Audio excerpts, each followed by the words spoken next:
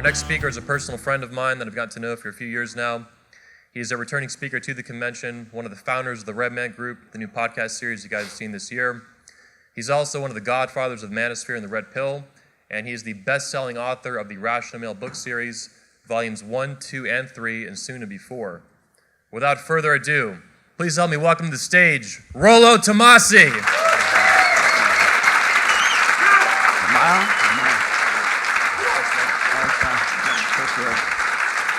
Oh, man. Here we go again. All right. Well, you got my books up here. That's nice. Thank you. All right. Anybody read these? I was just telling these guys, I'm honored to be here. First thing I want to say is thank you for all making this trip out here, because I know that it's difficult to do. To take your time to fly out here, to use your vacation time, your PTO, whatever it is you do, but you made this a priority for yourself, and that's the first thing I want to say is thank you guys for being here. Thank you, Anthony, for doing this, and thank you for taking the chance on making this the first real Red Pill Summit. And that's where we're at right now, and that's what I'm going to be talking about today. Anthony decided early on last year, he says, I want you to give a State of the Manosphere Address. And I had to think about that because I'm not the kind of guy that likes to, I don't like to talk about what I do. I would rather just be doing what I do. I would rather be writing the next book. I would rather be engaging with people on, in the Red Man Group. I would rather be doing anything really except for talking about the political climate, talking about how the real world interacts with the red pill world right now. And there's still that wall, there's still that barrier right now, and I really feel that wall is kind of coming down as far as the barrier between the men in this room, the manosphere in general, the red pill, which I make a distinction for. But I really feel that the mainstream is starting to take notice of this. And in particular, this event, of course, because this is, as far as I know, the best event for this kind of stuff anywhere. I mean, where else do you get this? Where else do you get the red pill? Where else do you get to have engagement with, I hate to call them luminaries, but everybody's a luminary here because he's coming on this stage. And I was telling these guys, I was telling Ryan just off stage here a minute ago, is that I'm glad that you guys are here to kind of help me out with this. I've never been the motivational speaker guy. I've never been, hey, let's go jump up and down, and we're going to go and have we're going to go out and kill it in the clubs tonight. Or, I'm not the Tony Robbins. I'm not Jordan Peterson. I'm not anybody from RSD for damn sure. But that's going to be something I'm going to talk about here in a little bit because I really feel like that's kind of transferring over into that. So I got a few notes here. I've been actually writing this speech. I mean, everybody see me in the hotel here, and I'm constantly got my nose in a book. I'm constantly online, and I was telling these guys, I said, I'm never not working. I have a really tough time unplugging from the manosphere, unplugging from Twitter, unplugging from social media, because that's part of, well, first of all, my online persona, but also it's how I stay engaged with everybody, and it's how I come to understanding what it is that you guys are going through right now. I've always been like that. And so you'll have to forgive me here for a bit because I don't do well speaking from a position of authority. And I might sound a little strange to you because you have to kind of understand my background before you understand why I don't like to get up here and pontificate and say, here's what I'm going to tell you about, and you guys are going to believe me, and you're going to go, oh, great, good, keep going, Rollo, do what you say. Because I don't come from that. I come from a forum background. And then if anybody who knows anything about me, my earliest work, I've been writing in what is now called the Manosphere since 2001, 2002, somewhere around there. But it wasn't called the Manosphere then. It wasn't even called the Red Pill then. I was a moderator for a forum called So Suave. And the reason I love So Suave and the reason I kept coming back to that is because I would get stories and individual stories from guys, and sometimes there would be commonalities, and sometimes there wouldn't, and sometimes there would be guys who would be very uncomfortable with relating what it is that they're going through, like talking about, their sexless marriage, talking about, the girl that they slept with last night. Maybe they cheated on their wife. Maybe something else happened. It's this. It used to be all about pickup artistry, but So Suave was a little bit more advanced than that. And at the time, I was learning from all these other guys. I was also doing peer counseling as part of my college education. I was learning behavioral psychology at that time. And I was doing peer counseling, and so I was listening to the stories of these men who are mostly older because nobody wanted to talk to them. Nobody wanted to talk to the guys who were literally crying in my lap. I've got a 60-year-old guy telling me he doesn't know what to do to make his wife happy. And he's been in a sexless marriage for like 20 or 30 years. And, still stuck in this old mentality, this old way of thinking. And so I'm here and I'm listening to these guys. Then I'm going back to So Suave, and I'm listening to or reading through the conversations that we're having there. And so my background is really interrelating with men and their stories and aggregating all of that. I'm glad that people think that I have some sort of magical power to predict the future, but really I don't. I'm just really good at pattern recognition. And the reason I'm good at pattern recognition is because I listen to you guys. And most of the stuff that you find in the first book here, a lot of that was the stories and the debates and the conversations that we had, back and forth. And so we built this up. And what I ended up doing in 2011 was I started taking some of the best discussions that we had, and I put them into a blog format. And then the blog started taking off, and then somebody said, you should really put these into a book because it's a lot more legitimate if you put it in print. So my approach here is interactive. So I'm going to be probably a little bit different than any of the speakers that you're going to see this weekend, simply because I like back and forth. And so what I want you guys to do right now is I just want you to understand that I'm going to run this speech today as if it were a workshop, okay? As if you were a classroom, okay? And the reason I want to do that is because every guy here has a story. Every guy here has something that's going on with them, and there's a reason why they became unplugged. There's a reason why they found my books. There's a reason why the red pill means something to them, and it's not some silly, stupid euphemism from the Matrix movies anymore. It means something a whole lot more than that. So we're gonna break that down a little bit more today too.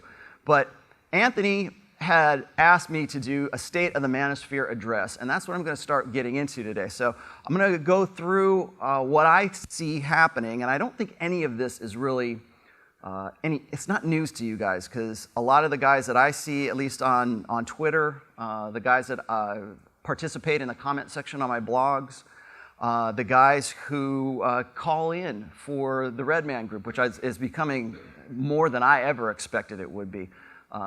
Those are the exciting things. I like getting that feedback because that's what feeds me to write the next book. That's what feeds me to think about things that I might not have thought about up until this point.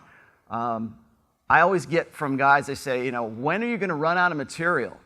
When are you going to write the last thing? And, haven't you said everything? And I was just saying, I'm good at pattern recognition. And yes, there's a lot of stuff that's really predictable. And so people think that I only, I have some magical powers of precognition that I can see what's coming. But no, I just see the patterns and I see what's coming. And I've guys at this convention this year and last year, I think I did more talking off the stage than I did on the stage last year, and I'm already losing my voice from talking to you guys from last night and everything else. But again, it's that engagement. So understand that engagement is very important to me. And one of the ways that I do that is right now, and this isn't like pep rally shit, but what I want you to do right now is I want you guys to look around this room, and I want you to look at the man next to you, okay? And I want you to say, just think of this in your head. It says, this is the manosphere.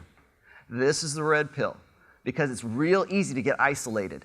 We like to think of the internet as some sort of big extroversion. Or it's like, that's fun, and we're going to go, oh, the Red Man group's on. I want to participate in that. And it's all, but you're doing that when you're in the in the middle of your studio or your office or wherever you are, and maybe you're doing it on your phone or something like that. That's more introversion to me, and it's a safe introversion. And that's one of the things I really like about this. And what's becoming of the Manosphere is it's becoming more open. It's becoming more, for lack of a better term, diverse. I think it's always been diverse, but we'll talk about that in a minute. But everyone around you is a red pill. Every guy that's in here shares some sort of understanding of what I'm talking about, what all the rest of the speakers here are going to be talking about as well. So one of the things I want to do also today is I would like to run what I call, but anybody ever done a SWOT assessment before in your companies or something like that? We're going to get to that later on, but the workshop part of this talk today is going to be about understanding what the Manosphere is, where it's going, what our strengths are, what our weaknesses are, what our opportunities are, and what the threats to us are these days.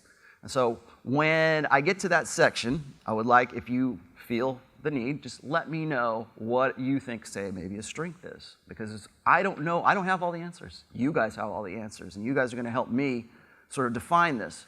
Because the Manosphere gets vilified a lot. They say, oh, it's just a bunch of those neckbeards. Oh, it's a bunch of incels. Hey, we came up with a new term, incels, right?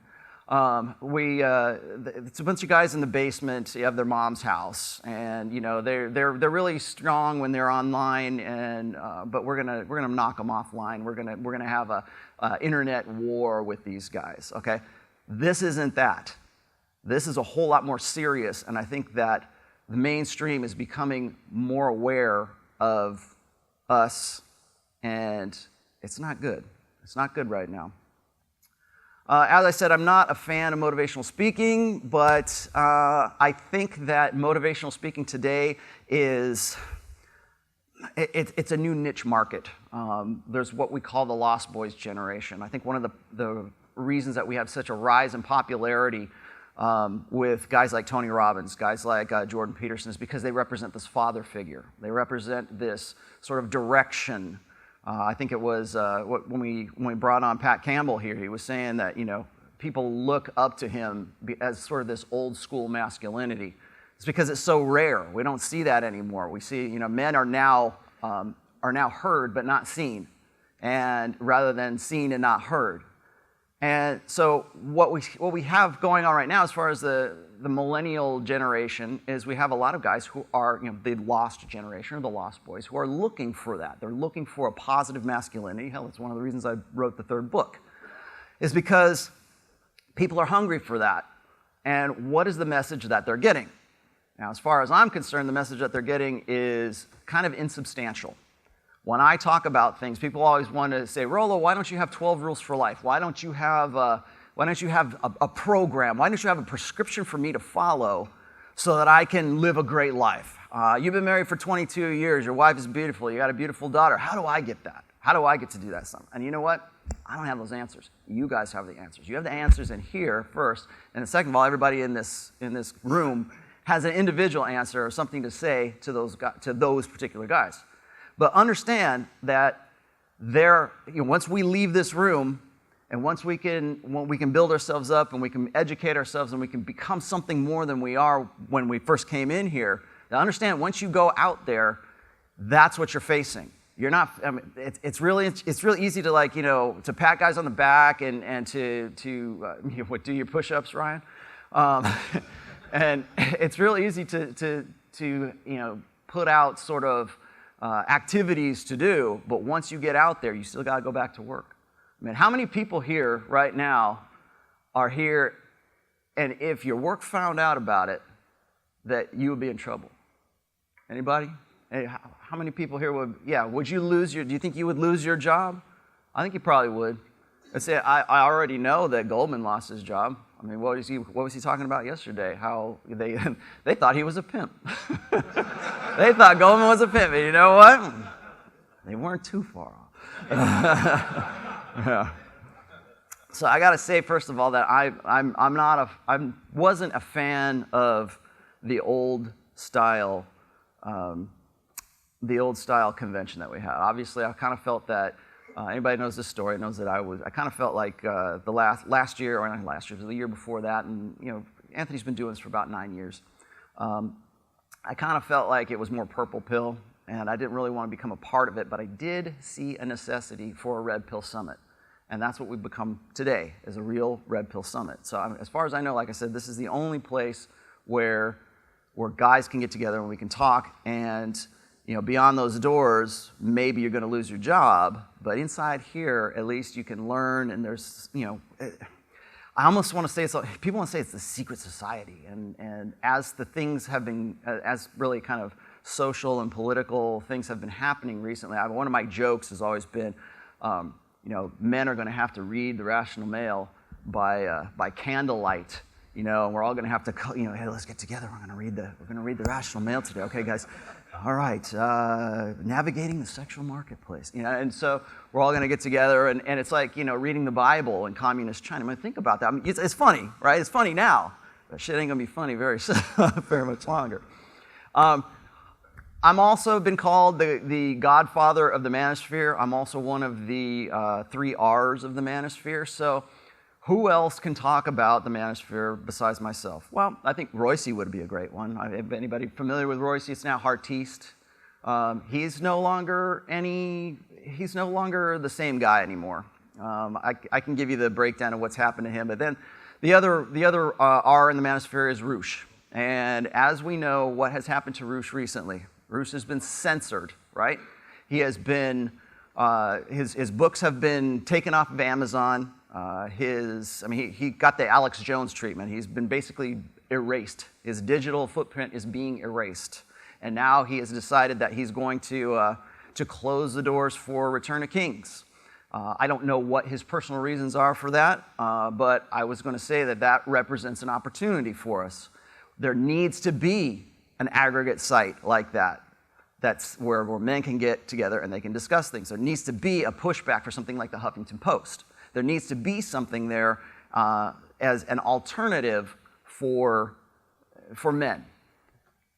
Second of all, I'm just going to run through a few of the things here. I said, most importantly, when we get to the SWOT assessment here, most importantly, we have to define what exactly is the Manosphere. Okay? We've gathered here together. You want to know what the word together means? It's to gather. And that's what we've done here is the Manosphere is a gathering. It's a gathering of people online because we can now facilitate that since the internet age. But I can remember I've written some posts about how things were in the 90s and how tough it was in the 90s to really understand anything that was, imagine trying to unplug from the Matrix and it's 1996. Right? You're watching Friends, you're watching Everybody Loves Raymond. And it's like, imagine like even having to come to the point where you're going, man, this doesn't sound right, or I don't know, my old man isn't like this guy. In fact, this guy doesn't seem anything like a man. So first and foremost, the Manosphere is a gathering, okay? And the problem with a gathering when it comes to our I won't say ideological, but when it comes to the feminine imperative, they don't like us doing this. That's why I asked you a minute ago who would lose their job if their boss found out that they were here. Well, what they want to do is they want to divide us and they want to pull us apart. And that's one of the reasons why the Red Pill subreddit has been disbanded, or I guess it's quarantined right now. Now, there's a lot of hearsay going on as to why that is, but the nuts and bolts of it is it's not there anymore. Because when guys get together, it scares the gynocracy or the gynocentrism. It scares the feminine imperative. Now, I kind of make a distinction between the two of those, but I'll get back to that in here in a little bit. But what we have in the Manosphere is male space.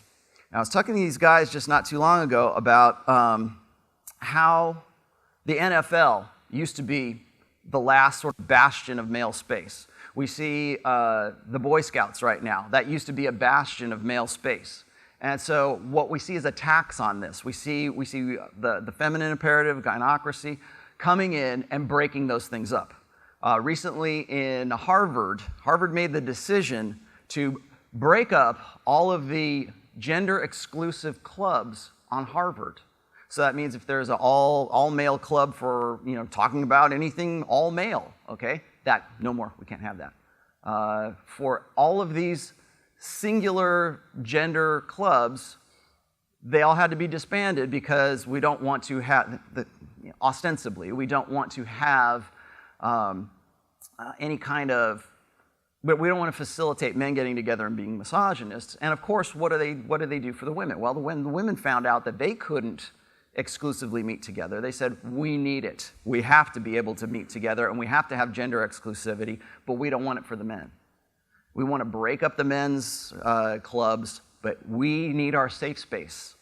And so what that is, and what the NFL was, and now is becoming a little bit more and more feminized, you see these old school male spaces being infiltrated and assimilated, and then turned into something that they were never meant to be in the first place. All of the reasons for men to get together and exclusively stay together as an exclusive male tribe, all of those things are threatening to the gynocracy. They don't want you to sit together. They don't want us doing this right here. They don't want us all talking with each other. They don't want us comparing notes. Because if we're to do that, we might actually think that something's pretty fucking wrong about all this. And so when you're going to lose your job, when you're going to lose your wife, when maybe your family is not going to understand why it is you're doing what you do, then that's when you have to be ridiculed, and that's when you have to be shamed. So once we move on from breaking up those male spaces, I have to mention this. I just saw a tweet this morning about the Cub Scouts, and the Cub Scouts are now, at least in Santa Cruz, California, have decided that they are going to have an exclusively female troop of Cub Scouts. It's no longer the Boy. It's no longer the Boy Scouts because we took the word boy off of there because we have to remove the man from the whole thing. But it's just called the Scouts. Well, now the Cub Scouts, at least in Santa Cruz, the first Cub Scout troop is now an all exclusively female Cub Scout troop. So it is an assimilation into male space, and then it is taking over that and turning it into something that it hasn't been. That's one of the things I kind of worry about with the Manosphere.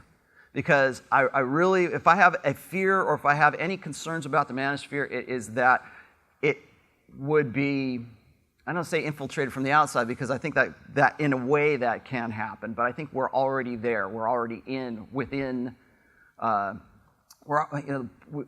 dangers are from within. Our dangers are from learning something here and not all being kind of on the same page. So what I'm going to talk about next is going to sound really kind of tinfoil hatty. It's hard not to. But what I see is a gestalt of men. Do you know what a gestalt is? It's a gathering. It's putting together. It's a whole that is made up of parts that are less apart than they are in the whole. And I think what we're seeing right now on a larger stage is the Gestalt masculine is at war or going to war with the Gestalt feminine. And I think that one of the best illustrations that I can really relate to here was the election of 2016. We had Trump and we had Hillary. We had a very super hyper masculine alpha male, almost a parody of what our ideological enemies would call a masculine guy. He's a abuser. If you were to go now and if you were to run now and we had the Me Too movement already established, he might not have been able to run for the presidency. But then we've got Hillary on the other side, who represents the Gestalt female. All right, she is hyper gynocentric. She is the epitome of what that collective mindset, that collective, what I call the fempowerment movement. She is the epitome of that Gestalt feminine. And I think right now what we're seeing in this day and age is we're looking at what's going to become a gender war. And I don't think it's going to be a gender war where we're going to actually come to blows. Maybe it will. I mean, we talked to Mr. Swift yesterday. I mean, be ready for the zombie apocalypse. Well, I don't think that's going to happen, but between men and women anyways. But there's going to be a division. There's going to be a dividing line between what side you're going to be on ideologically and what are the women who are going to be on that side and what are the women who are going to be on this side. And I think right now we're seeing what what I would call a gender cold war. And it's a war of words right now, and it's a war of ideas right now. And when we look at how instrumental something like the Me Too movement is, and how useful that is, and how it's become weaponized, what you're looking at is an attack from the Gestalt female on the male. What do they say? Everything is about sex except for sex. Sex is about power, right? And so when we're looking at the power struggle between men and women right now, it doesn't matter what country you're in, it doesn't matter what your religion is. The sisterhood uber alles transcends all of that. And people don't like it when I talk about the sisterhood in those terms, but you have to look at that and you have to see that going on. You used to see it, what's going on in your social circles, but from the micro to the macro. So if you're looking at, maybe it's your relationship with your wife, maybe it's a relationship like we had a guy talking about with his kids, maybe it is your church, maybe it's your job, maybe it's a political statement.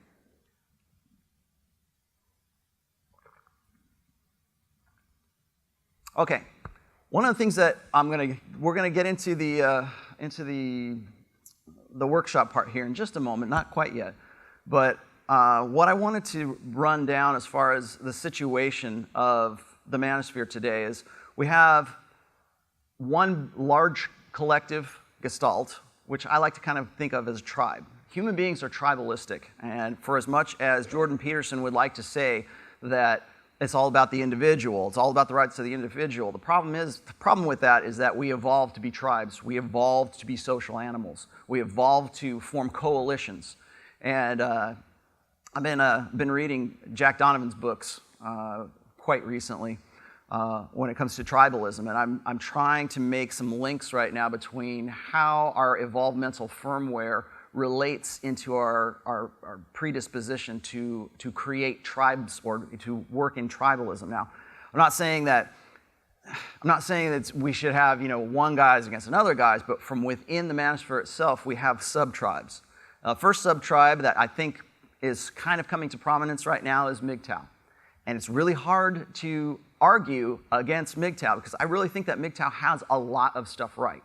The only part of MGTOW that I disagree with is their solutions. It's great to say, let's take all women's rights away and let's remove their right to vote. If we want to increase our population above replacement level percentages, we've got to do something. Because if you go and you look at countries where there are feminist-run countries, when you look at Sweden, when you look at Germany, when you look at the UK, when you look at all of these quote-unquote egalitarian countries, all of their birth rates, all of their fertility rates, I guess, for lack of a better term, are all below replacement level. But if you look at the more what we would call barbaric ones, where women don't have the right to vote, then women don't have a right for say, and it's what would popularly be called a patriarchy. Those do. They definitely have a replacement rate of pregnancy. So what does that say? Well, it says that women and feminism in a sense has been responsible for lower birth rates. It's been responsible for lower marriage rates. People say, well, millennials are not getting divorced as often as they have been in the past. Well, great, but the problem is millennials are not getting married anymore. If you go and you look at the marriage rates of millennials between the ages of 18 and 34 right now, 70% of them are unmarried today. And that's crazy when you go back and you look at what it was like in the 80s, even in the 90s, or certainly in the 70s, and also the rate of marriage, or I should say the age of marriage, has been pushed out to, I think the average is now 27 years old. So all of this within the time frame of when the sexual revolution happened. So you're looking at the if you peg the sexual revolution at probably around like 1968, maybe 1965, when you look at the introduction of a unilaterally female-controlled hormonal birth control, and you look at the statistics, now granted, correlation isn't causation, but you can certainly see the correlation that goes along with all of that. That's MGTOW. Men's rights movement, there's another sub-tribe of the Manosphere. If anybody has read my stuff about A Voice for Men or men's rights movement, you will know that I am not a big fan of theirs, simply because I see them as being kind of the flip side of feminism. They believed in the lie that feminism is about equality, and they're still trying and striving for that equality. It's one of the reasons they kind of lock horns with the MGTOWs, is because MGTOW's ultimate answer to everything is not something that would be approvable by the anti-feminist feminists that are part of the men's rights movement. The other problem I have with the men's rights movement is that they presume to speak for us. They presume to speak for the totality of the manosphere. Until that press is bad, until a kid shoots up downtown Santa Barbara, until a kid says, I'm red pill, and drives a car through a crowded group of girls or something like that, and then they say, well, this guy was a red pill guy, or this guy was a manosphere guy, or this guy was a men's rights. That's when men's rights go, oh, hey, that wasn't us. We're all about equality. We just want to have a much more equal. We believe in feminism. We just believe it from the way that men would do it. Then there's, of course, the pickup artistry. And I think if you ever read any of my work on, I've got it, I think it's in the book as well. I have a post and a chapter devoted to describing and sort of laying out the history of how we've gone from fast seduction in, like, say, the late 90s and early 2000s, the mystery method, the RSD stuff, all of that working up through the ages. I think one of the things that we get ridiculed for a lot, particularly in the manosphere, is people tend to think of us as pickup artists. They tend to think of us as MGTOW. They tend to think of us as one thing. Now, there are parts of MGTOW that I agree with. There are parts of pickup artistry I definitely agree with. I think game is a practical, important part of becoming red pill aware. There's some of the stuff that the men's rights movement have done has been really great. They are a top-down approach, whereas I've always been a bottoms-up approach. I think working, each one tell one. It's one of the reasons I have you guys pass on my book to whoever you think happens to need it. So I think that the ideas need to be developed, and they need to evolve, and they need to be internalized, whereas I think that the men's rights movement, they're mistaken in thinking that all it's going to take is changing laws. You've got to change minds before you can change the laws. Then we've got the tradcons, and we've been talking about them not too long ago. And now I think what's happening is the tradcons from within the tradcons stands for traditional conservatives. There is an element right now that has decided that they want to be a part of the red pill, or they want to say that they're part of the red pill. And the red pill as a term has become kind of a loose brand. And they want to be part of that brand. Only they want the parts that they are comfortable in relating with. Those are the parts that might agree with the Bible. It might agree with Islam. It might agree with Judaism. It might agree with whatever their ideological or their religious backgrounds is. And I'll get a lot of guys who will say, well, Christianity has always been, or Catholicism or Christianity has always been red pill. Let me tell you why. And I'll go and say this. And they get really upset when somebody like me, or a pickup artist of all people, tells them your religion has been assimilated. If you look at how feminism has kind of worked its way or wiggled its way into your ideology and your religious convictions, they don't like that. They get upset with that. And they don't like to argue, or they like to argue, I should say, against the evolutionary side of things. If I'm relying on evolutionary psychology or evolutionary biology for some of the points that I make, just attach the word evolution to it, and they get upset. So there's a traditional side of it, but they want to be a part of it. They're not against it, but they're not wholly along with it.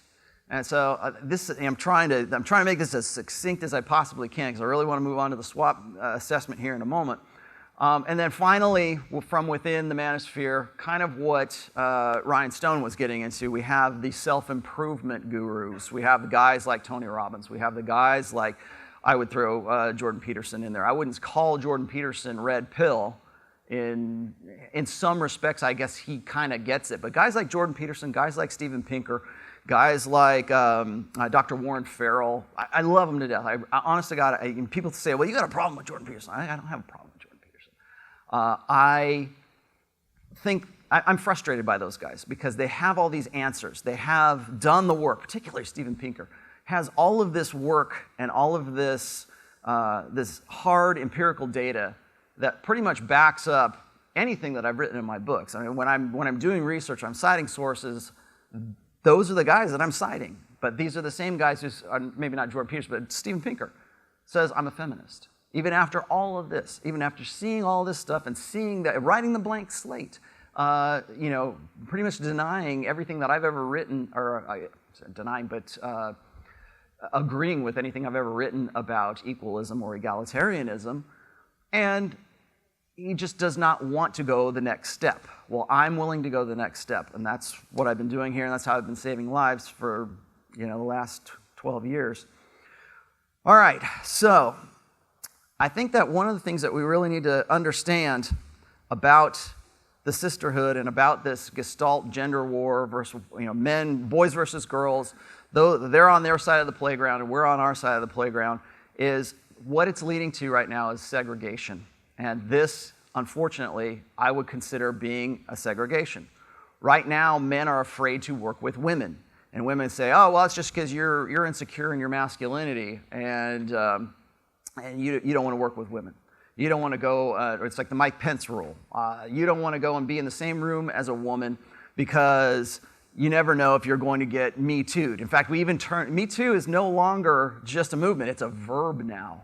We say, you got Me Too'd. I don't want to get Me Too'd. And we're telling our kids this. We're telling our young boys, we're telling our teenage boys, don't you go out with Susie, or if you are, make sure you're with your friends, or make sure you're in a group of other guys, because if you get alone with her, she can make up any damn story that she wants to. Now that seems like really, you know, really extreme, because it's like, how can you just not be, you know, hang out and be with your friends and do whatever you're going to do? The problem is that is the environment and that is the atmosphere that we now live in today. We have to be concerned about those things. Now, if little Billy is concerned about that, you can pretty much damn well be sure that the guys who just raised their hand a minute ago because they're afraid that if they get found out about coming to this engagement, that they were going to get fired, what does that say about their work environment? What does that say? They say that powerful men hide behind open doors now. And so we have to keep it open. We have to have the Mike Pence rule. Same thing flows into churches right now. What we're seeing is kind of a new form of segregation. It's sexual segregation. Now, it used to be that in more Orthodox churches, we would have the men would be on the one side and the women would be on the other. The women have their heads covered, and the men would read from whatever religious text that they were reading, and there was a separation of them. And when they were in social situations, the men would be over here and the women would be over here. And they did that because it was an observation of a religious conviction. Now we do the same thing, or we're beginning to do the same thing. We're beginning to become more segregated because we have to. We have to do it for our own protection. And this is where I think like MGTOW's kind of take it a little overboard, but are they really overboard? I'm not sure that they are. I think they're probably, in some instances, they're right about that. And you can go and pick and pull stories that back up whatever it is your pet insecurity is, but there's a lot of those stories these days. As I was saying before, the Me Too movement has been weaponized, and it's vitally important to see what Me Too was intended to be and what Me Too is right now, okay? At first, it was just raising awareness. How many of you guys know that Me Too, the hashtag Me Too, has been around since 2006? It's been that long, but it hasn't been popularized until Harvey Weinstein's, his case, which it's looking like you're not going to hear from him for very much longer because that might even go away. And then we go and we see what happens with Asia Argento. We see what happened with Rose McGowan. We see what happens with the actual movement itself. It's not about actually pinning these guys. It's not about stopping anything. It's not even really about raising awareness so much as it is a weapon to control you, to keep you from gathering together, to keep you worried, to keep your doors open, to segregate men from women right now. And it has become weaponized, but I'm gonna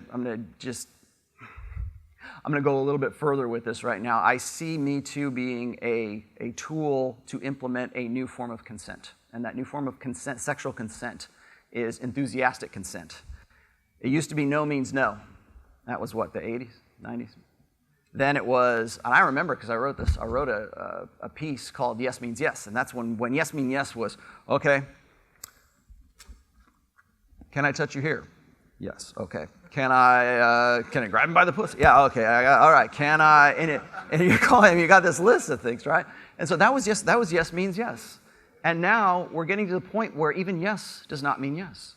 We can go back. One of the reasons that Me Too does not have a statute of limitations is so that we can go and rewind the clock as far back as we want to because it's convenient. Because that's what even if it's just, rape is one thing. I understand that rape is bad. I'm not gonna everybody thinks, so well, if you're gonna be against Me Too, then you must be for rape.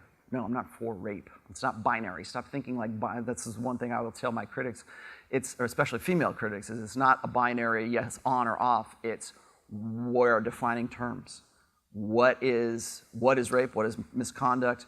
Can it be from the time I was, 13 years old? How about when I'm 23? I mean, in my worst fevered nightmares, I think that perhaps one of the girls that I knew back, God forbid, my old BPD girlfriend comes out of the woodwork and says, I know that guy. His name's not really Rollo Tomassi. It's so-and-so and so-and-so. And he raped me back when I was 22. And we can just as easily do that with any guy in this room. They can make up any story they want to. If you got a guy that goes, I kind of remember you two together, but I don't know anything about that. Well, just because of the fact that somebody remembered you two together, that's enough. Because right now it is a default position of believe women. And that's one thing I think the Manosphere has to be really concerned about these days is these default bumper sticker, t-shirt slogans that make up social contracts, that make up social positions. So we have to be really concerned when we go to those binary extremes. So that I think is another area. I could probably do an entire talk on just the Me Too thing, but we have to understand that Me Too has become weaponized, okay?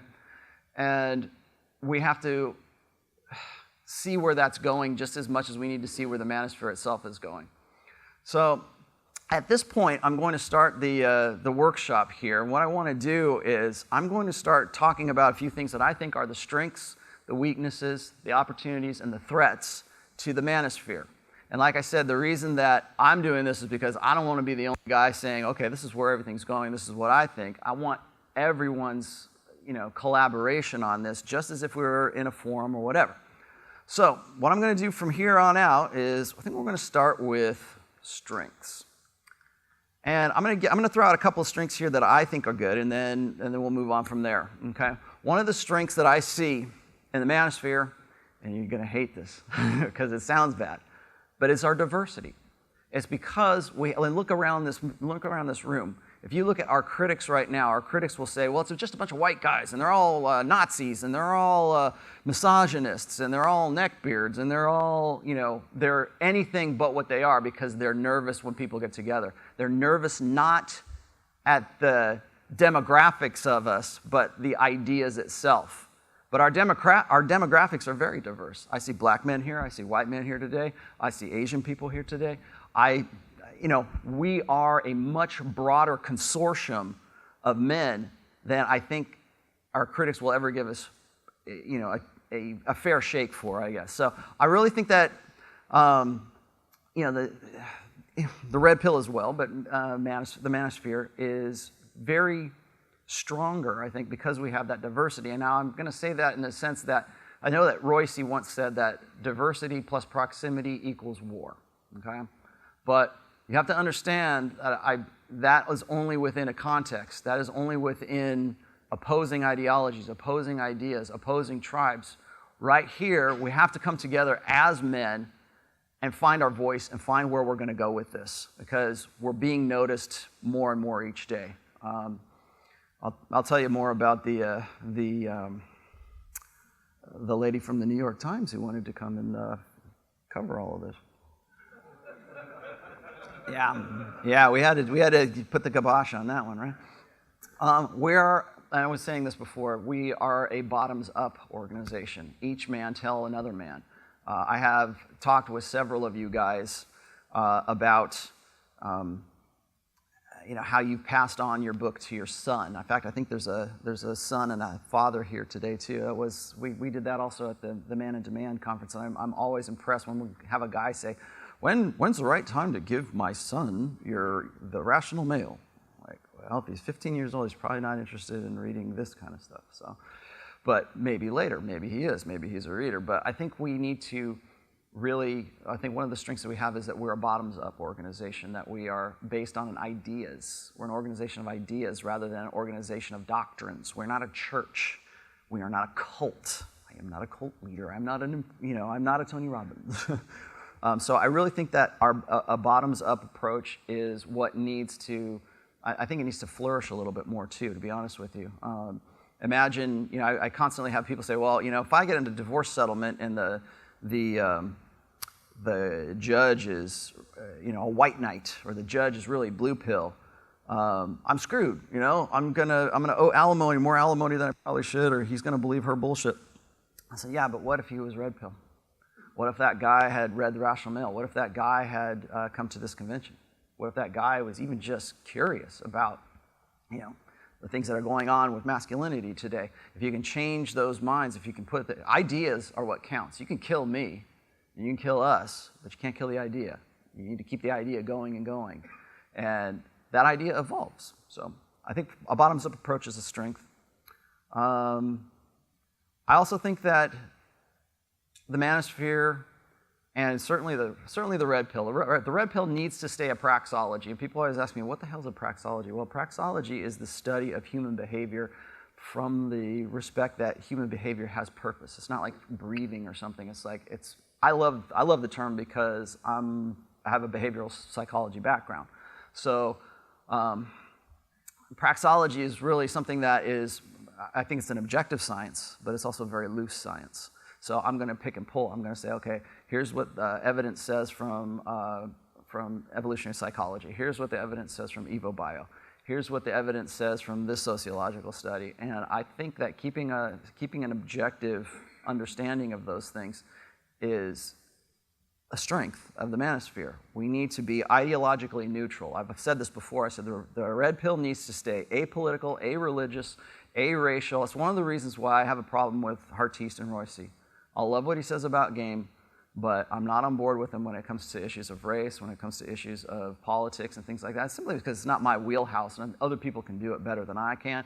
But when it comes to issues of race, when it comes to issues of religion, when it comes to those things that people really ego invest themselves in and really take personally, I don't talk about those unless it crosses over into intersexual dynamics, and I think that is one of the strengths of the Manosphere. And then finally, I think we're more ideologically sound. But I think we're more scientifically sound. One of the ways I know this is because I think that a lot of our ideas are starting to take root in the mainstream. And I'll give you an example of that. Recently on Joe Rogan's podcast, they had Jordan Peterson on there once more. And Jordan Peterson started referring to hypergamy. And I was surprised by this because most of the time, actually for the last probably like 10 years, I have been struggling to expand the definition of hypergamy. I've been trying to say, look, it's not just the sociological definition, which is, a tendency for a woman to marry up socioeconomically. No, it's much more than that. And it's about dominance hierarchies, and it's about ovulatory shift. And anybody who saw my first talk from last year knows that there's so much more to hypergamy than just that really, tight definition. So here's Jordan Peterson talking to Joe Rogan. He's using the definition that I have been trying to get guys to use for a very long time. And I'm like, holy shit, he must be reading my stuff, right? Well, if you go on Google and you Google hypergamy, after the wiki and the Urban Dictionary, you'll see my blog. I own hypergamy as far as the term is concerned from Google. So I think that our ideas are starting to sort of percolate and to sort of getting into the mainstream a little bit more. And then finally, I think one of the strengths, and you guys can throw out another one here if you want. If you don't think I've hit anything, please let me know. But I think one of the biggest strengths is our decentralization. Okay, That no one is the father of the red pill. As much as Roosh would like to paint himself as the father of the red pill, he is not the father of the red pill. Neither am I. Neither is Royce. But we all are. We are an aggregate of each other's experiences. And I think that is a strength, because what it is it keeps our opposition playing whack-a-mole. Like, they don't know, who. Oh, I better talk to Rollo. Oh, I better talk to Anthony. Oh, I better talk to Rich. I better talk to Ryan. And there is no one spokesperson for the red pill, and certainly not for the Manosphere. Anybody else got an idea for strength? Go ahead. You can call it out, or you can bring up the. Each of us have a personal self. Oh, hang on. I'll repeat it back. Yeah. Each of us have a personal self-interest in our own happiness. Yes. Yeah. Very much so. And that is, and we're pursuing that despite what we are told we're not supposed to be doing. We're not supposed to gather together. We're not supposed to organize. It's that organization. It's those male spaces. That's where they're destroying male spaces. Anybody else with the strength before I move on? One more over here. We can mentor each other. Mentoring each other. Yeah, that's a good. Oh, damn! I should have put that one on there. Yeah, mentoring each other, mentoring your kids, raising your kids in a red pill paradigm. Yes, that is definitely a strength. Of something coming up. Okay, I'm going to go one more back here.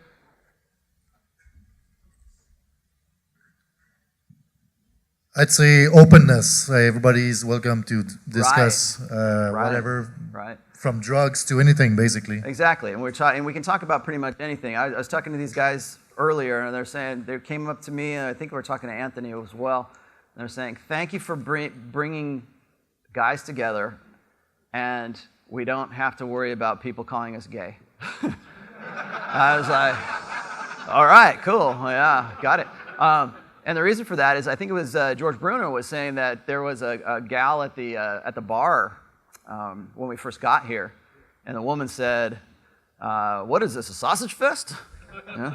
This is like a gathering of gay dudes?" Because of course, men gathering together can't get together for any other reason unless they're gay, because that's one of the ways that they shame men. That's one of the ways that the gynocracy separates us.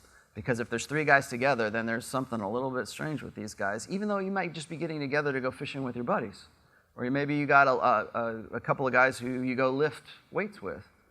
People are going to look at you a little bit funny, and the reason for that is because they want to break down our ability to organize and our ability to, and because in our organization, we're doing what we are here, is we're sharing ideas, and I don't want that sharing of ideas. Now, the last one I'm going to throw on here for strengths is, we have timeless ideas in an age that is very, very chaotic, okay? Like I was saying before, in religion, a lot of people like to claim the red pill as their own. We like to take the best of the red pill and make it whatever it is. We don't want to have anything to do with those pickup artists, but the red pill is great. Let me show you this passage in Proverbs. And isn't this red pill? Or look at this one over here in Ecclesiastes. This is red pill, right? And yes, it is, because it's timeless. It's a timeless idea. It's a timeless connection with masculinity that the writers of the Bible knew, maybe even before that. I've had guys show me passages from the Bhagavad Gita that are, really, this is red pill. I'm like, cool, great, it is, but it's a timeless idea, and I think bringing that back up, bringing masculinity back into the forefront, I think feminism has brought the Gestalt feminine into such power that they don't know what they're doing with it right now. So those are some strengths. Let's see. Weaknesses. This was the easiest one for me to do because there's so many weaknesses that I want to address, but I'm just going to throw out a few of them here. Most of our weaknesses start from within the sphere itself. The same diversity that is a strength is also a weakness of purpose. We have many egos here, and those egos tend to dilute our solidarity, okay? Now, the reason that I put this on there is because I think one of our primary weaknesses today is the brand of me, okay? It's the brand of everybody else, because in the internet age, what are we told? We can go to any seminar, and it's like how to get rich online, how to be your own brand all the time. It's Me Incorporated, I think is the name of the book. but we're all our own brand today. We all have our personal training. We all have our masculinity exercises. We all have our little niche. I mean, I sell books. I'm the brand of Rollo Tomassi, okay?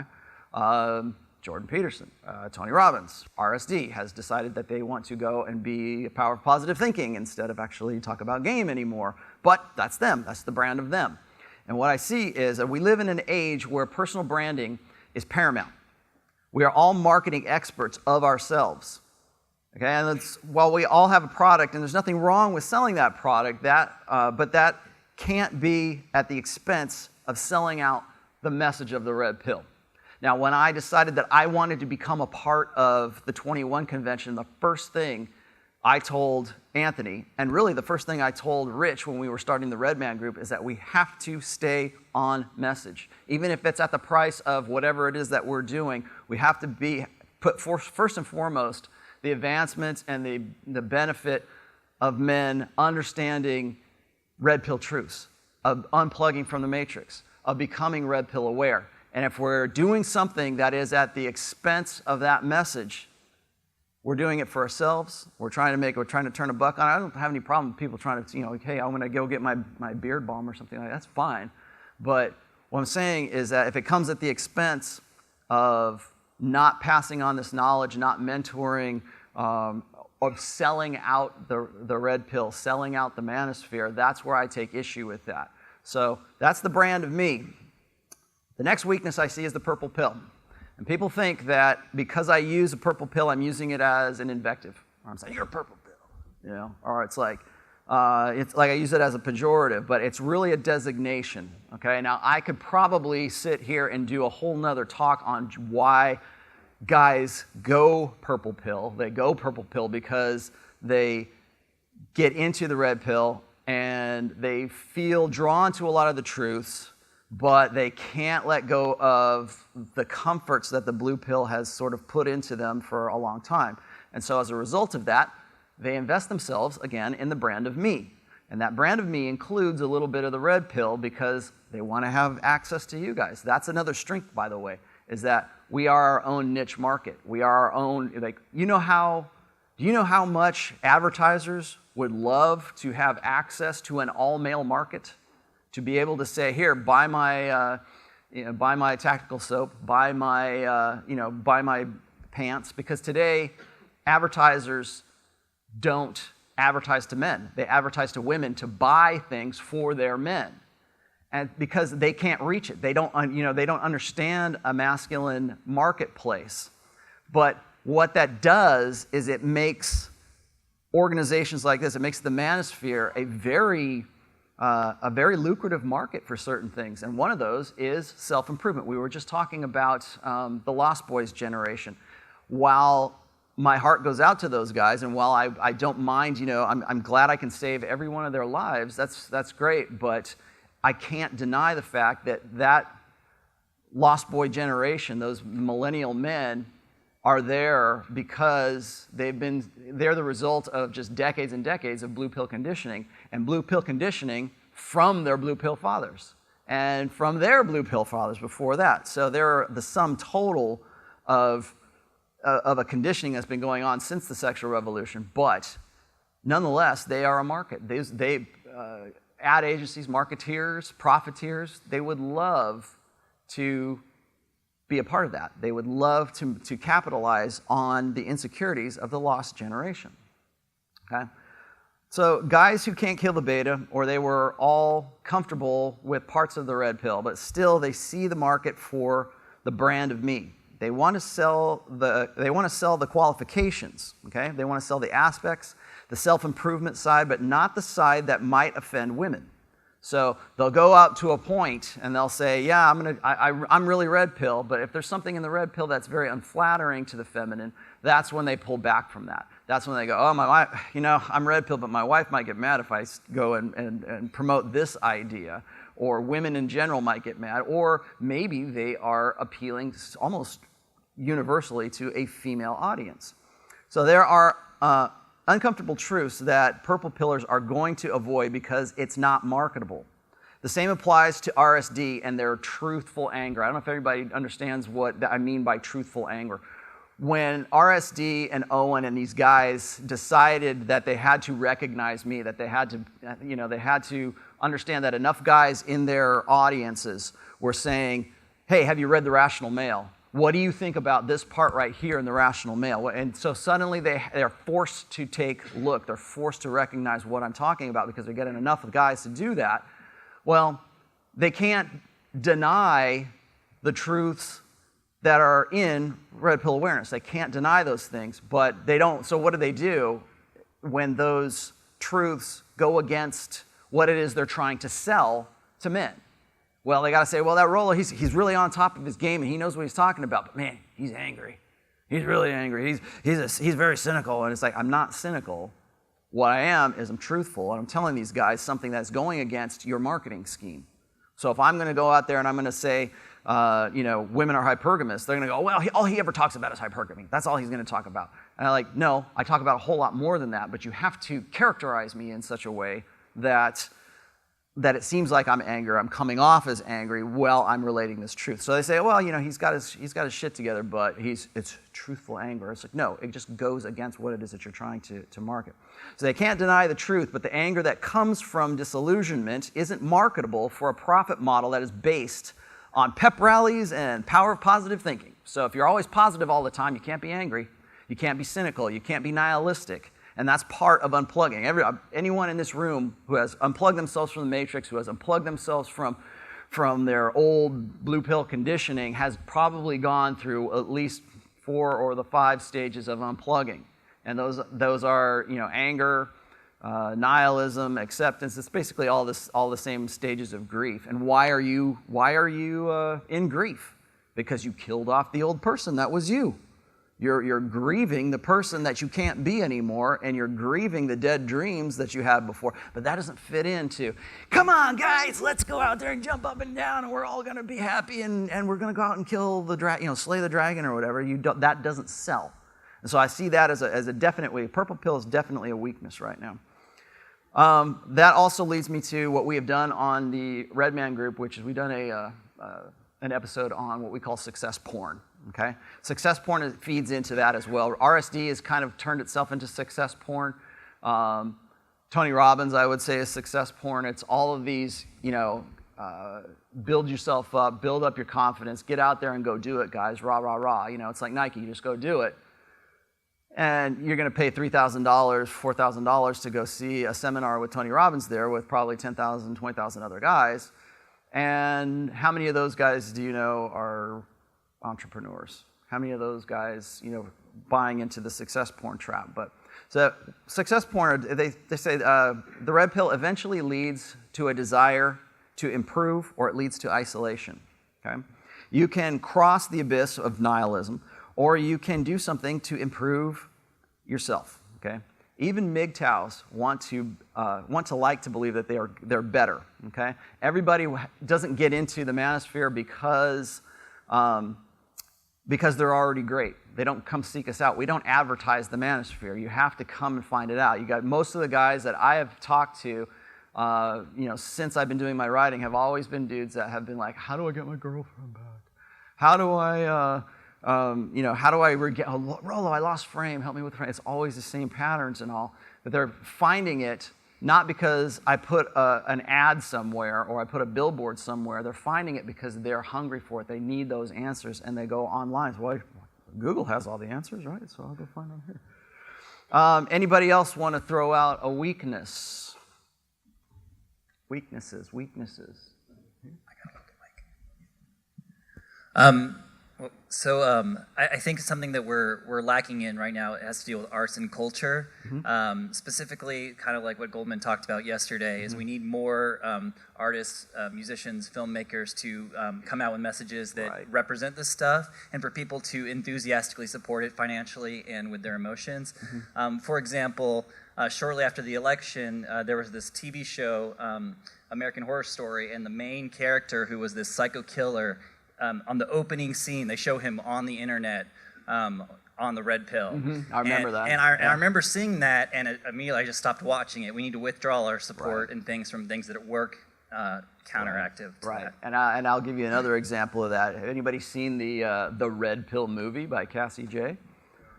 yeah, her journey of feminist self-discovery, and now suddenly she's not a feminist. I remember when that first came out, and I tried to raise the alarm. I tried to say, look, this is not going to be about the red pill. This is going to be about her. It's once again, it's a voice for men throwing their lot in with a feminist. And what happened?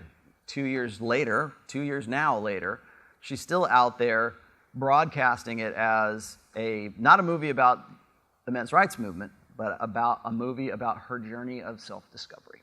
That's exactly what I said it was going to happen when she first came out. Because she first came out and she said something about like, oh, I can't get the money for distribution. I got to start a Kickstarter. Nobody even knew who she was until Mike Cernovich popped up and said, I'm going to put $10,000 into this, and if you guys match me, then she'll get funded. And then Milo Yiannopoulos came out and he said something about that. And so suddenly she's petitioning the very manosphere she didn't want to have anything to do with, because she never called me. They were happy to call it the red pill.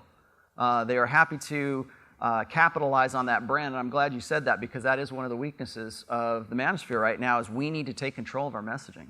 We need to be the ones out there creating things. We need to be the ones who are saying, that's not what the manosphere is about, this is what the manosphere is about. And it's certainly not about a red, just because the red pill is a nice, convenient brand, it doesn't mean you own that brand. That's the first thing that Paul Elam said to me. Oh, red pill's just truth. You don't have to, it's not anything you own. Well, guess what? The next time a kid goes and guns down Santa Barbara and he says he's red pill, they're not coming for me. They're coming for you now, sir, because you've decided that you want to be, the spokesperson for the red pill. But yeah, you are exactly right, and I think that's a weakness that we need to turn into a strength. I would also say that we have to be a little bit more concerned. I think this is really more of a threat, but I think we need to be a little bit more concerned about virtue signaling when it comes to tradcons, when it becomes something, I should say, and really this is kind of like for women, or red pill women, they like to be associated with the red pill because they end up getting to the point in their, like, say, their epiphany phase where they decide, you know what, I better get right with God, or I better get right with myself right now. And all of these guys in the red pill seem like they have their shit together. I'd really like to attract them, but I've got 3 kids from 2 different husbands, and I really want to prove to these guys that I'm their perfect tradcon wife, or their perfect red pill wife. And so what they do is they go and do exactly what you're saying, is they go and they take the red pill to be their own terms, or their own term. And so what they do is they do similar to what purple pill guys do, is they will take the red pill moniker and apply it to themselves, and it will end up what they say, making your necessity a virtue. Well, the best way to do that is to simply call yourself red pill, and that you're on board with all of the ideology, or all on board with the ideas, I should say, with the red pill, up until the point where it is no longer flattering for the feminine anymore. And then that's where they have to draw the line. So I think we have to be really conservative, or really concerned with tradcons, because there's a real risk of replacing the empirical truths of what should be, or for what should be. Because I don't deal in should, I deal in what is, okay? And I think that virtue signalers are really all about what should be. So they don't really want, I've said this before, tradcons don't want the red pill. They want a time machine. They want to be able to turn back the clock and go back to the golden ages, the 1950s, and have things turn back into the way they were. And I think even kind of in a naive way, I think MGTOWs are kind of the same too. Like, they think that if enough guys go MGTOW, that everybody else is going to get on board. Like, there's going to be enough guys, and women will finally say, oh, Mr. MGTOW, please, we didn't know that you were going to get so many men together and agree with you, and now we're going to behave. We're going to give up our rights. We're going to do what you said, because we've seen the light. And I like I said, I think that's a little bit naive. What they desperately want to reconcile a traditionalist soulmate idea, or this one-itis idea, with red pill truths. Okay, I kind of see that, like I said, going along with the purple pill, the purple pill movement as well. Anybody else with a weakness that they think that should be covered? Okay, one more guy over here. Yeah, I think another weakness is, I think there might be a tendency, and maybe this is just true on the Reddit, on the Reddit forums, is there tends to be almost like a disdain for guys that, like myself, that lean more towards an LTR. Like if you're not a sexual nomad just looking for the next wet hole to stick it in, that you're not, you're like this blue pill piece of shit. Right. And I'll tell you the other thing that gets that is definitely a weakness. Okay. I also see that it goes the other way as well. Where there's guys who are all about an LTR and they're all about marriage, and if you're not working on having 3 or 4 kids, then you're a worthless piece of shit because you're just enjoying the decline and going downhill. So there's two sides of that, but I do agree with you. I understand. I think that's actually should be one of the strengths of the Manosphere is, again, that's our diversity right there. I can come up here and I could give you a talk about game. I can talk to you about borderline personality disorder women. I can talk to you about marriage. I can talk to you about raising kids. I can talk to you about a lot of different things that have to do with positive masculinity and red pill awareness. But I don't have to do that. That's the best part is if you wanted to come up on stage and talk about why an LTR works really good for you and why people should get off your case for that, I would invite you to come up here. Same with Hunter is going to give a speech, or he gave a speech last. I know what you're going to give a speech this year, but last year I felt that Hunter was a good person to talk about those things, to talk about the LTR side of things. It borders on self-improvement, but I think it's necessary. That's one of the reasons. I think you're right, but again, we counter those weaknesses with the strengths that we have. So if I can come up here and talk about those things, or we can have Goldman come up here, or we can have Christian McQueen, or we have just such a breadth of topics that we can relate to or we can talk about.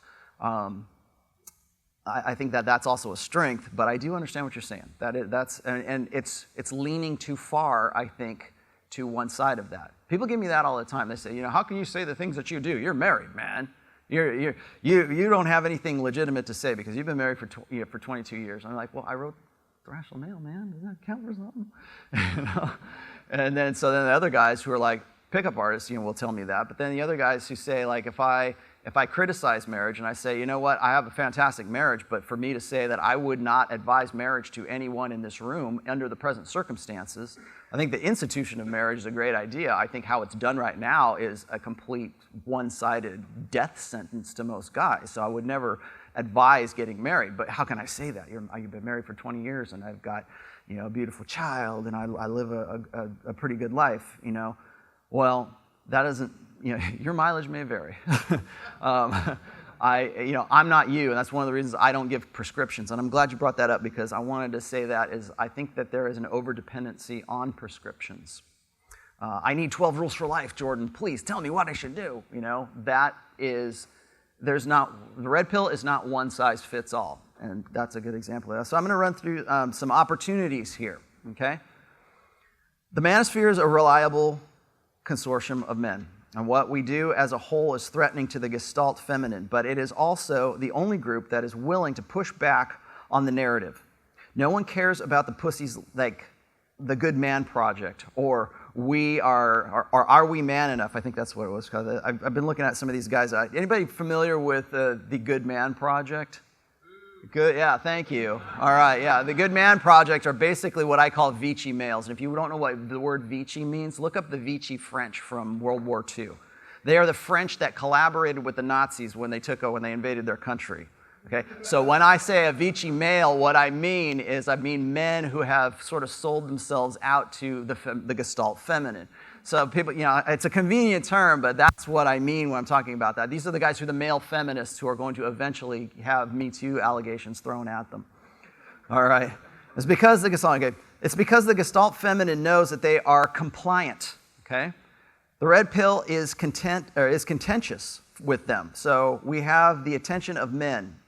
Again, I think one of the opportunities, like I said, if we use it right, is that this collection, this consortium of men can become sort of its own networking group. So I've got guys right now who want to start a brand of liquor with me. I have some guys who I think Ivan Throne just started his own brand of cigars. I got one last night, right?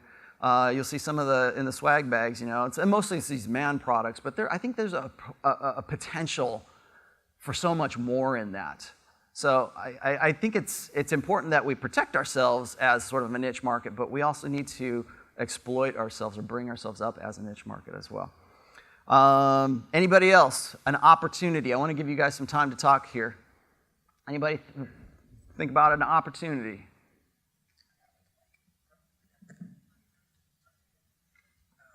Hey, Ro. Hey. I think one of the biggest opportunities the Manosphere as a whole has is to create a new moral framework on which we can like base our existence and our lives.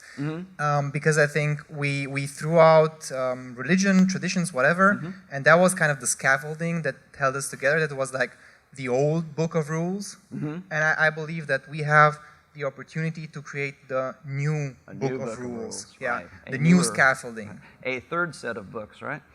Yeah. What I understand exactly what you're saying, because right up until about the time of the sexual revolution, we had an older social contract that was based on really kind of male provisioning. Men could, I mean, one of the promises really of quote unquote enforced monogamy was that there was going to be a wife for every dude. You know, remember that old saying, there's somebody for everybody, you know, and that's where that soulmate myth came out, and that's where one-itis really started. And so we have this old set of social norms or social contracts that we believe in. That really, I think a lot of guys, really naive guys, when they talk about marriage, they look at it from that old social contract, but then they discover the marriage industry, and then they discover, if anybody hasn't seen this, I knew I had to say this, if anybody hasn't seen Divorce Incorporated, look up that movie on Netflix. I think it's on Netflix. Divorce Incorporated will show you just what a juggernaut the marriage and divorce industry really is, and how it chews you up and spits you out. I mean, it might take you, you might say, hey man, I got married after being with her for 6 months and we've been married for another 6 months, so it's been a year. Yeah, it'll take you 8 years to get divorced. It's just that there's so much money to be made within the divorce industry that it's, that's one of the things that really kind of scares me when I start talking about threats here. But yeah, I think you're right. As far as starting a third set of books, and where are we going from that? I think a lot of people think the way forward is really sort of regressing backwards to compromising the red pill. Well, I don't think we need to compromise red pill awareness. We need to enforce it, but we need to reinforce that, and we need to create a third set of books. I always talk about this first set and the second set of books. I think you're right. I think we need to move on from that. And we have an opportunity to do that, and we have an opportunity to do that here, particularly if everybody feels like they have a say in it. Right here? One more for our opportunities. I think we have an opportunity to teach men how to create tribe. You talk about the sisterhood, Yes. but men tend to operate independently. Right. You know, for me, that's true. What we can teach men here and beyond to operate as a group in their own interest positively for positive masculinity. I don't know if Jack Donovan's here, but I've been reading Jack's books a lot, and I have a new appreciation for just how evolved tribalism is to the human race. I mean, we're social animals. We don't like to call it tribalism, but that's really what we are. That's what we form. If you've got a group of friends that you go and do something with, that's a tribe. I can think of right now, I've got probably like 5 different social circles back in Reno, Nevada, and those are like my little tribes. Like, here's a tribe of the guys I work with. Here's a tribe of the guys that I go fishing with. Here's a tribe of, whatever. We don't think of it in those terms, but yeah. And then again, it's each one tell one. It's seeing that guy hurting, seeing that guy at a traumatic point in his life, and saying, hey, why don't you read this? Why don't you check this out? Why don't you check out these blogs? I think one of the reasons I wrote a physical book, and I actually pushed the physical book more than anything, is because it's, for whatever reason, it has more legitimacy than just saying, oh, go check out this blog. If you just saw my blog and you said, well, Rollo's great, but if you got a book sitting in your hand, that's another thing. Now, finally, I think we need to move on to threats here before I run out of time. I think one of the greatest threats that we have right now is gynocentrism. Okay, and by that I mean this is not the feminine imperative. And people always ask me, well, because the term gynocentrism is really, I think it's either MGTOW or it's MRAs that have used this as a catch-all phrase. Now, I kind of look at things from a different angle when it comes to the feminine imperative. If I talk about like feminine primary social order, that's more along the lines of what they would call the gynocracy or gynocentrism. It means it means making womankind your mental point of origin at all times. And we have that hammered into our heads all the time, whereas the feminine imperative I see as whatever is beneficial to the feminine, no matter what it is. The feminine imperative, in my estimate, has existed ever since womankind has been part of the human race. Okay, it's whatever benefits a woman. It's how she gets to it. Maybe it's her sexual strategy. Maybe it's her life strategy. But it's whatever benefits her. Now, for the gynocracy, this is the political arm of this. Okay, it is the control arm of the narrative. What was it saying? They have no beliefs because they are ruled by emotion. Now, I don't know if anybody has read, I did a series recently about instinct, the instinctual interpretive process, the emotional interpretive process, and the rational process. And I kind of broke that down in terms of how we go about thinking.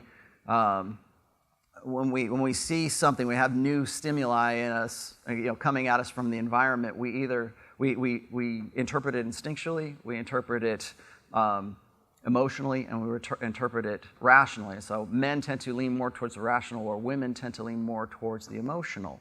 It's what they prioritize. It doesn't mean that women can't use reason. They can. It's just that's not their first default. That's not their first priority. The first priority is to interpret things emotionally, whereas for men, it's to really kind of interpret it instinctually and then rationally, and then maybe come back and say, okay, how does this make me feel? It's just how we prioritize things. It's also very similar to how we communicate. So anyways, I think gynocentrism is one. I want to get through these real quick. I think the moral panic that is Me Too is another threat to the manosphere.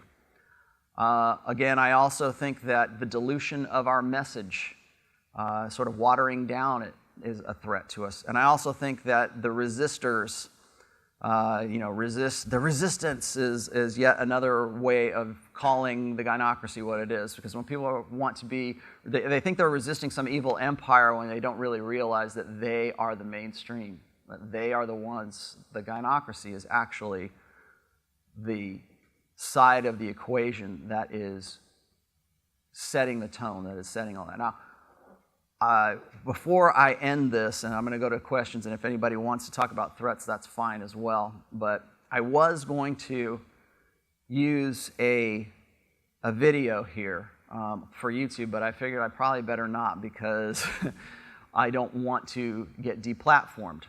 And that deplatforming is the last thing I want to talk about threats, because we've just seen what happened to Roosh. We've just seen what happened to the Red Pill subreddit. On Reddit.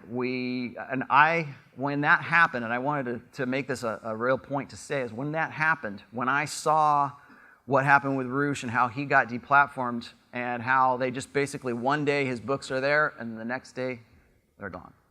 Now, from an economic standpoint, I know for a fact that Roosh doesn't do much else except for sell books.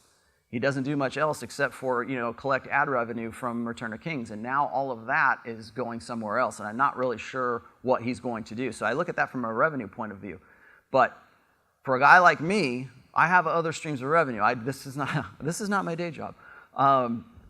And so if I were to say, if Amazon were to say, okay, we're going to turn off the spigot, I would still be okay. I have other skills, I have other talents, I can do other things. I could probably, certainly start something else new if I had to. But what would crush me would be knowing that the people that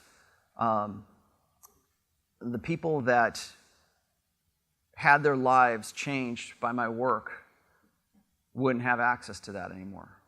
That they wouldn't be able, like the men who would be seeking something like this, the suicides. I mean, men have 5 times the rate of suicide that women do. What do they have? Again, it's tearing us apart. It's diluting our message. It's devaluing us. And make no mistake, right now The gynocracy or the Gestalt feminine is paying attention to what's going on in this room, or they want to know what's going on in this room. But my greatest fear is losing that engagement that my books have with guys. I have so many guys coming. I mean, how many people in this room have had their lives changed or have had their lives literally saved by any one of my books? You know? That's what I mean. Thank you. And that's what I mean. It's like, imagine you didn't have access to that. Imagine you couldn't buy it imagine you had to go find it on some obscure, website or somewhere. Imagine me trying to go to a traditional publisher and saying, this is this book I got called Irrational Male, and here, let me tell you what's inside of it. Do you think I would get published? Probably not. That is what concerns me the most, is this new censorship, and it is Orwellian censorship. It is, we're going to crush you, and we're going to erase you. And that's what they've done with Alex Jones. Say what you want about Alex Jones. The scary part of that is the believe women part of that. It's the scary part of that is just how easily, within, I think, 12 hours, that he was erased. Same with Roosh. It's not that Roosh's stuff was all that offensive. I mean, they sell a book on Amazon called Come for Bigfoot. Okay? I mean, literally, it is Bigfoot porn written by a woman. The reason I know about this is because she makes like $30,000 a month on this thing, right? And I'm like, holy shit, yeah. They can sell that, but they can't sell Game. They can't sell Bang. They can't sell Pussy Paradise. They can't sell that stuff. No, it's because they wanted to erase Roosh. They wanted to, and he wrote about this a long time ago, they wanted to take his bread. They stole his bread. They pulled away his capacity and his ability to disseminate. And have they taken away his freedom of speech? No, they haven't. But they have taken away his ability to disseminate it widely so that other people can either benefit from it or even really criticize it. It's a stifling of debate. And I've never been a free speech advocate. I've always focused myself more on nuts and bolts and helping guys with their lives and helping guys, like my point in life, or my point in writing, was to avoid other men putting a noose around their necks like my brother-in-law did. And I think I'm happy to say that it's been well received and has saved a lot of lives. But imagine some purple-hair feminist at Amazon and says, I don't like Rollo. I'm going to delete all his stuff.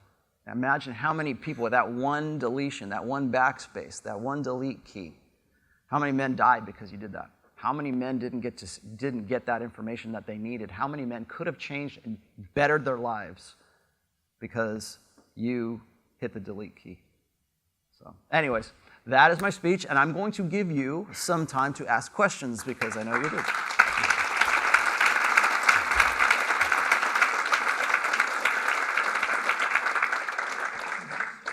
So line them up.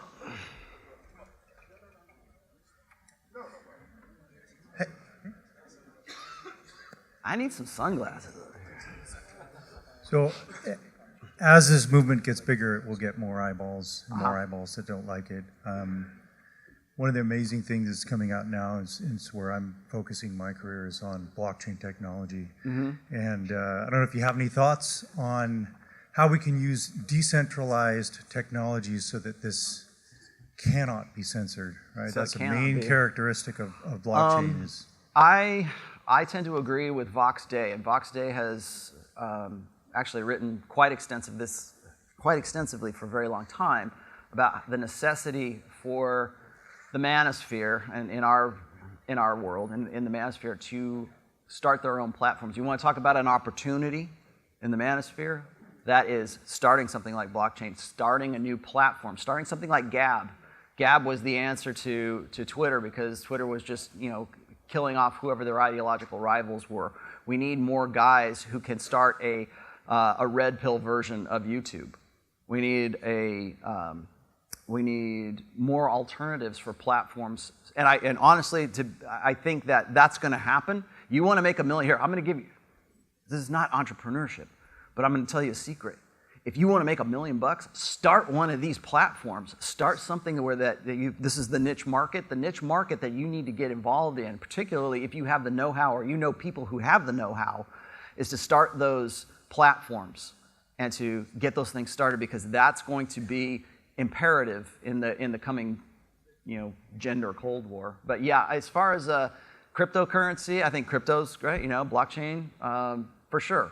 I think that those are going to play an integral part in it, but they're only going to play an integral part if people can get off their ass and they can do something like that. I don't have the know-how to do that. If I could code, I would probably try to do something like that, because I see that. The other thing I was going to say is, like, if you're an ideas guy, if you're a guy who writes like fiction or something like that, write red pill fiction, because in this day and age, it's going to seem novel, because nobody's ever heard of Captain Kirk or Han Solo or any of these guys that are like these strong, old school masculine characters.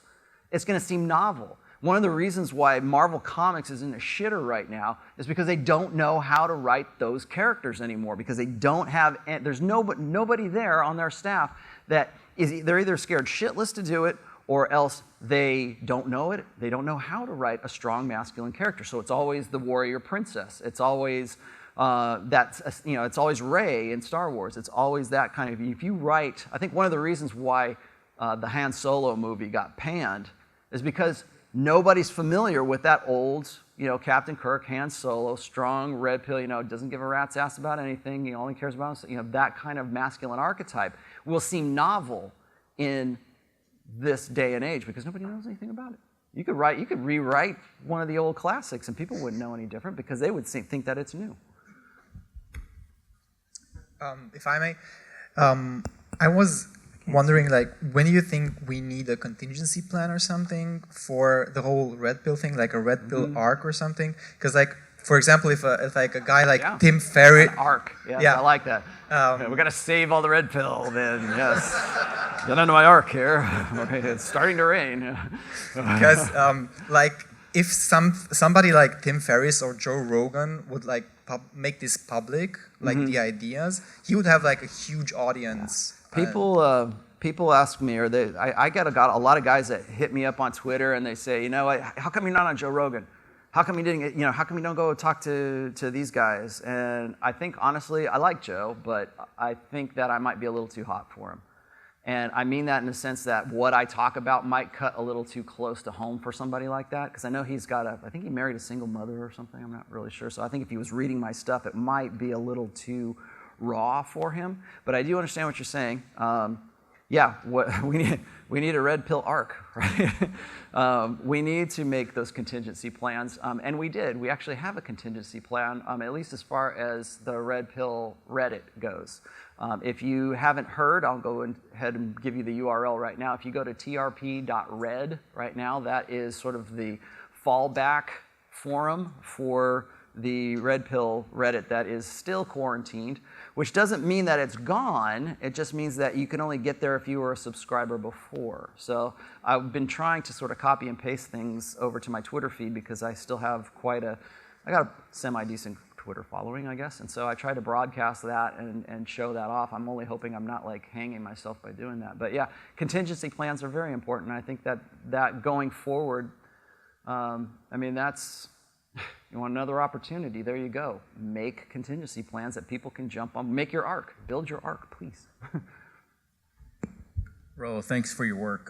Under threats, I feel like there's a threat of being alienated from family and friends. Although I know that's a big risk and I'm willing to take it, having a group like this with like-minded guys, or seeing someone like Goldman running the country like free-spirited is like a breath of fresh air to just observe him from how he's doing it. But I just want to make a comment on that. Like Ryan said it pretty good about being a digital nomad and going and doing your thing. But at some point, you need to build something. I've told guys this before. When you're in your 20s, I think you're just sort of figuring shit out. Particularly in this day and age, you're still figuring things out. When you get to be into your 30s, that's what I think you should be your building stage. You got enough information, and you're just, like I said, when you get to be about 35, 36 years old, men generally start to hit their sexual market value peak right there, because they're kind of hitting their stride. It takes longer for a man to be a man than it does for a woman to be a woman. That's why I peg female sexual market value peak at 23, and I peg men's at about 36. And I'm happy to say that even the Huffington Post has agreed with me recently on that, because except they think it's 18 and men at 50, which I think is great. I'm 50, but but yeah, I think that your 30s should be your building phase, where you're building your empire. I told Anthony this too recently. I said, you're entering into your 30s. I said, you're going to be building your empire, and you're certainly building your empire right now. And then when you get to be into your 40s, you kind of have to rule your kingdom. And you have to, you're building your castle in your 30s. You're ruling your kingdom when you get into your 40s. When you get into your 50s, I don't know. I'll let you know. I think that, becoming a digital nomad, there's still... I understand the appeal of that, and we've had Aaron Clary on the Redman Group, and he and I have always been really good friends. We're kind of like kindred spirits. But he likes to pick up and go do his own things. He loves his freedom. That's good. MGTOWs, love your freedom. Good, fine. But understand that at some point, that's going to be jeopardized. That's going to be threatened. It's going to be threatened by everything that I've talked about in this speech today. Is that the gynocracy does not like, why is that appealing? That's appealing because it's more appealing for guys to go off and enjoy the decline than it is to band together and build something together and cooperate together, because the gynocracy wants to keep us separate. They want to keep us from gathering together. It's like having talked to a few people here, a lot of people, most people come to the Red Pill through trauma. Yes. They're hurt, they're zeroed out, and they need to find an answer. My question is, how do we market the Red Pill to men before they are traumatized? Oh, that's a tough one, because a lot of people are locked down. Before men get to that time, and just to clarify things, what I mean by trauma is usually guys are breaking up with their girlfriend, or things have gotten so bad with their wives that they're looking online and saying, what do I do? That's one way. Another way is maybe they've had their lives changed. Maybe they've had their lives ruined by a Me Too allegation. Maybe they've, that's one thing that got me about the Kavanaugh thing is as soon as this guy goes to the meat grinder, he just, goes back and apologizes and says, I'm going to hire women in my cabinet. Please let me, be your friend. And it's like you just got put, through the chipper, man. And so when guys get to that stage where they're traumatized, that's when everything they believed gets challenged. So how do you challenge men's beliefs before that happens? There's really only the only way I can think of is two ways. One, your dad was like red pill and you didn't really understand what he was all about, and then suddenly you get your ass handed to you by a woman, and now your dad doesn't seem like such an idiot anymore. And getting to these guys is tough because they're blue pill conditioned. You got to understand the extent of blue pill conditioning. I mean, it happens when we're 5 years old. I mean, it's like Pat Campbell was talking about. We raise our kids our boys as if they're defective girls right now, and so you're looking at a lifetime of conditioning, so that when they get to that point when they have that trauma, they might kill themselves because they don't know anything else. And so the best thing that I can do is write books and help people as I can. But best thing that you can do is keep an eye on that guy. People always ask me, how do I unplug my friend? I really want him to read The Rational Male, but he won't. He thinks I'm a misogynist asshole. Well, what you do is you wait. If you really care for that guy, you wait for your moments. You wait until his ideas are challenged. You wait for him to, or you point out to him, I should say, examples of red pill awareness, or use your red pill lens and say, hey, did you see this over here? This is what I was telling you about when, from a red pill perspective. Did you see this over here? Did you see how that girl acted towards that other girl? Did you see, Jimmy and Jane's relationship? You know why that's happening? Because you just stay on top of that and you stay aware of that. And then when they get to a point where that ego investment has kind of broken down, that's when you can say, look, I've been trying to tell you this for a long time, but here's the rational male. Here's what I believe. Here's how to make your life a little bit better.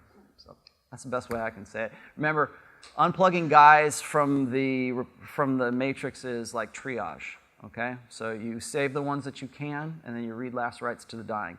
And if they come back to you later and say, man, you were right, I just got, hey, great, man, I'm glad to have you back into the fold. And you want to help them and you want to mentor them. I always tell guys, especially like fathers, don't just think that you're a red pill parent to your own kids. You're also probably the only positive masculine influence that a lot of these kids are going to get.